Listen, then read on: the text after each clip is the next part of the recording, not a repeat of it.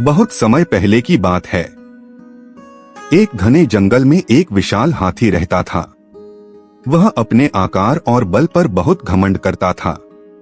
जंगल के सारे जानवर उससे डरते थे, क्योंकि वह जब चाहे उन्हें तंग करता, रास्ता रोकता और कभी कभी छोटे जानवरों को अपने पांवों के नीचे कुचल भी देता।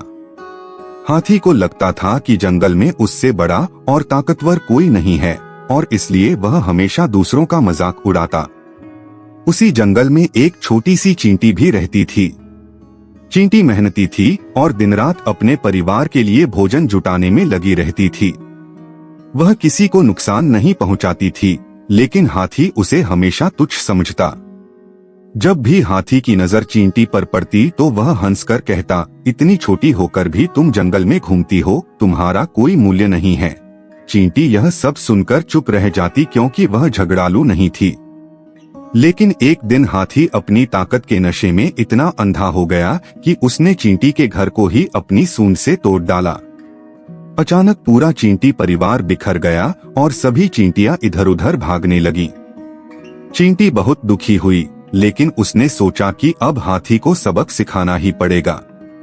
अगले ही दिन जब हाथी तालाब के किनारे खड़ा था, चींटी चुपके से उसकी सूंड में घुस गई और जोर जोर से काटने लगी। हाथी दर्द से तड़प उठा, जोर जोर से चिल्लाने लगा और सूंड झटकट कर भागने लगा। उसने बहुत कोशिश की कि चींटी बाहर निकल जाए, लेकिन चींटी ने हार नहीं मानी।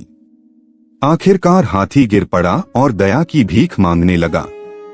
उसने रोते हुए कहा, हे छोटी चींटी, मुझे माफ कर दो, अब मैं कभी किसी छोटे जीव को परेशान नहीं करूंगा। चींटी ने उसकी बात सुनकर उसे छोड़ दिया और बाहर निकल आई।